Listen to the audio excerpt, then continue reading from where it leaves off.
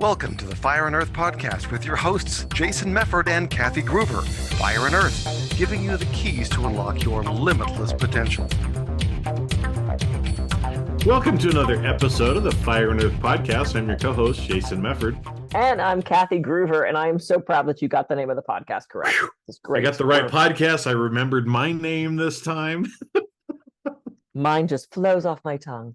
So every once in a while, we've been doing these little, short, little podcast teenies. Is that like a martini? Yeah. Podcastini. Podcastini. It's a small podcast. Oh, there we go. It's a teeny podcast. It's in the title, Jason. I don't know what the problem is. So I have an app that pops up on my phone called I Am, and it's an affirmations app. I don't get anything from mentioning them, but it's a cool app. And so every so many hours, the app flips through and I get a little affirmation. And if I like it, I can heart it. And then if I don't like it, I can move through. And the one that popped up as we were getting on was, what can I do to step out of my comfort zone today? Well, I have to say, I have a very narrow comfort zone. So everything I do is kind of stepping out of it. Trapeze and aerial and swimming with sharks and scuba diving at night. And, I've tried so many different things. So I have a pretty vast experience of let's go do something crazy. But what can I do today to step out of my comfort zone? So today is Friday, we're recording. And Friday for me is aerial silks class. If you don't know what that is, it's the fabrics that hang down and you climb and knot yourself and do all this crazy stuff. And my objective today for class was to do a drop. Drops are when you're holding on and you basically let go and you flip around and then grab the fabric. You're knotted in a certain way. But you're basically diving face first towards the ground, and you flip around and you grab. But there's this moment where your body's like, what do you, why would I do that? Because you look like you're just gonna face plant, which you don't.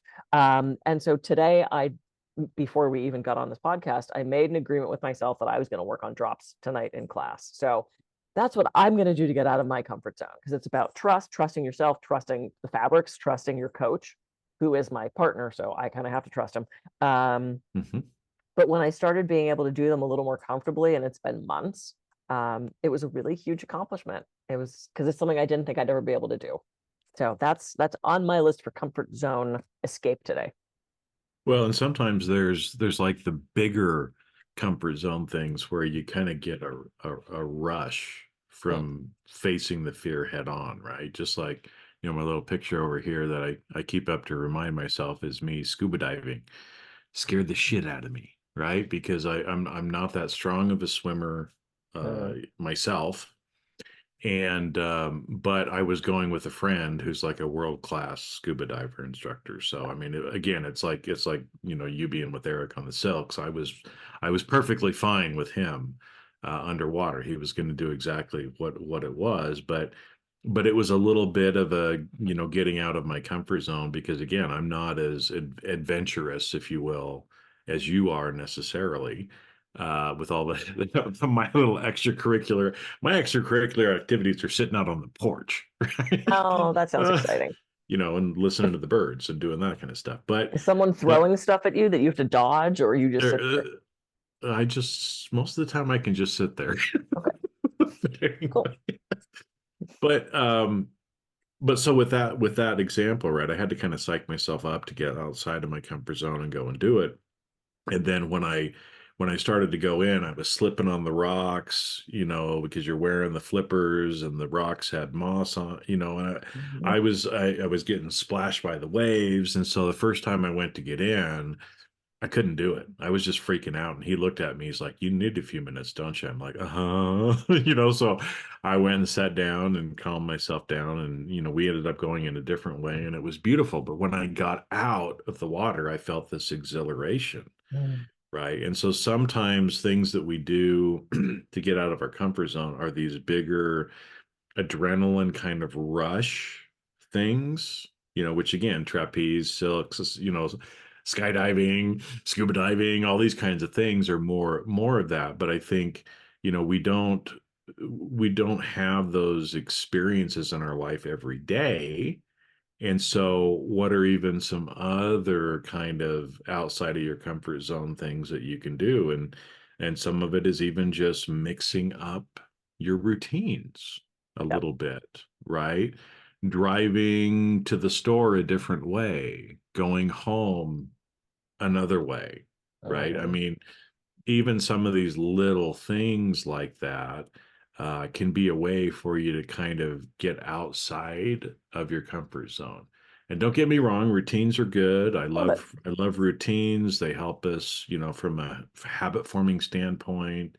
But every so often, we really need to kind of mix up our schedule and do things a little bit different.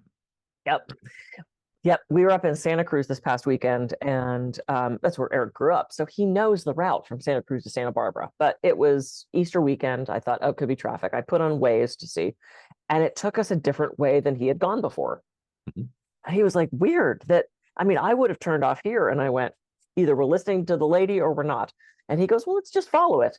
And it took us this other route, and it had rained and poured this past weekend, and the mountains were green, the hills were green, and the light with the clouds, and I mean, it was such an incredible drive. And so had we just done the normal way and gotten on the freeway earlier, we would have missed all that beautiful nature and all those beautiful views, and it was such a spectacular drive. It made the 5 hour drive a little less like but it was, wasn't necessarily a comfort zone thing, but it was a getting out of our habit. It was saying yes to something else. We could have fought the app. It was saying yes to something else. And I have so many friends and clients who are serious introverts who, at the end of the day on Friday, when everyone says, we're going to happy hour, do you want to come? They always go, no. Say yes. Stay for 15 minutes. You don't have to spend the night with these people, but like just say yes to something. Say yes to trying a new food. Say yes to a new adventure or a new way of thinking. Say yes to a new TV show. If you don't like it, you don't ever have to watch it again. I always use the example of me being in South Africa, and they handed me the very American menu at this South African restaurant in Cape Town. And I went, no, no, no, I want what you are eating. And he goes, really? And I said, yeah. And he brings over the specials board, and they had warthog carpaccio. Hmm. When am I going to have warthog? Exactly. They don't have a McHog sandwich. It's not going to happen in the States. So I ordered that, and I went back the next night, and I had ubu and ebok and like all these crazy animals that you will never have again. And there was one thing, the one side, the dish, it looked like paste. I didn't like it. It was like pop or papa or something like that. Mhm. You know what I didn't? I didn't eat it. I tried it and went, that's not for Yeah. me. But it was like, why would I not have that experience? And I see so many Americans overseas heading into McDonald's, Burger King, Wendy's, KFC, and it's like, oh my God, you could get that at home. Like, try something that is local to the culture here, local to the people here, even in other states. I want to try their biscuits and gravy. I want to try their chicken pot pie. I want to try their lobster bit. It's like, I know I've always had an adventurous spirit, and I'm a huge extrovert. So it's not as hard for me to get out of my comfort zone. Mhm. I encourage you all to try. You get to grow so much as a person and a human being, and experience these things that you get to remember forever. It's just so exciting for me. Well, and even just some simple things, right? Like you said, if you go out to a restaurant, most likely you're probably going to this similar 2 or 3 restaurants, if you're like most people.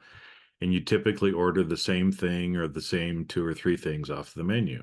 So what if today you just pick something different that you never would have picked, Yeah. and how are you going to do it? Well, you can even just close your eyes and touch the menu, Or right? have someone order for you. Yeah, and just get out of that. It's a little thing, but what it does do is it starts to open your eyes up to other things, right? Is you start to see that the world is not just a little, silo that you live in, the little, echo chamber that we tend to live in. And you see this a lot. I mean, it's I've traveled a lot. I'm a pretty open person, but I just went on a 2 week trip driving across the country, 5, 6 thousand miles. Mhm. And I forget sometimes how other people live Yeah. and what other places are like. And so, again, I get kind of in I have my little routine. I'm at home most of the time. I go out, very little. And so even, doing some little things like that just reminds us too of, one sense that I got from this trip was an immense amount of gratitude for everything I do have. Yeah. Because I looked at, and again, we forget that in the wealthiest country in the world, by far, multiple times anybody else, the abject poverty that Yeah. some people in this country live in. Because we Yep. drove through some of these places, Mhm. right? And we kind of stayed off the beaten path in some of the smaller cities and lower end hotels just to try to not have to be in all the hustle and bustle and everything of some of the bigger cities. And it just left me with this sense of gratitude Yeah. and more of a connection to realizing how other people live. Now, Absolutely. that's a little thing, right? That gets then sometimes when we get out of our comfort zone, we're more grateful for what we have, maybe, but we also get exposed to new things as well. Yeah. And being exposed to new things, to new ideas, helps us too in being able to change what often is our very narrow worldview. Yeah. Because again, some of these places we drove through, people that live there have lived there for generations and they've never been probably more than 50 miles away from where they were born. Yep. If that's all you know in the world, right, then it's no wonder that certain people believe certain things Yep. because, I see the world completely different because I've been all over the world. Yeah. I've seen how people live. I see all these different, ideas and opinions and things that people have and, how they live and what they believe. And, Yep. How they even dress and what they eat and yeah, yeah. yeah. And so even little things like that, of helping you get out of your comfort zone can be big, Yeah. in a lot of different ways.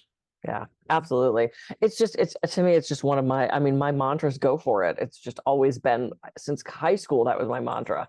And, we write these bucket lists and then we don't do anything about it. We write this shit down and it ends up in a drawer and we never look at it until we're terminal or too old or to do the things. And yeah, you bring, the trip around the world might have to wait until you have the time and money to do that. But, I had a girlfriend who she desperately wanted to take a hot air balloon ride.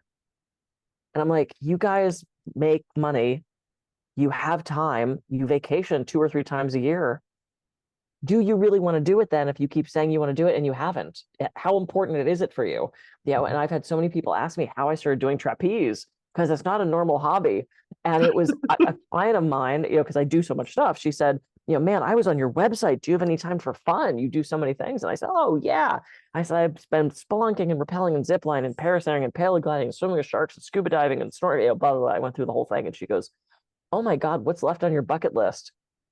And I said, I don't believe in a bucket list. I said, to me, you write it down and don't do it. I said, I believe in just doing the things you want to do if it's possible. She said, great. Well, okay. Well, what do you want to do next? And I thought about it and I remembered back to the Sex and the City episode where Carrie Bradshaw went down to the pier in New York and she did trapeze. And my first thought during that episode was, oh my God, you could do that? Never even knew it existed. Didn't know it existed because it's a newer recreational thing.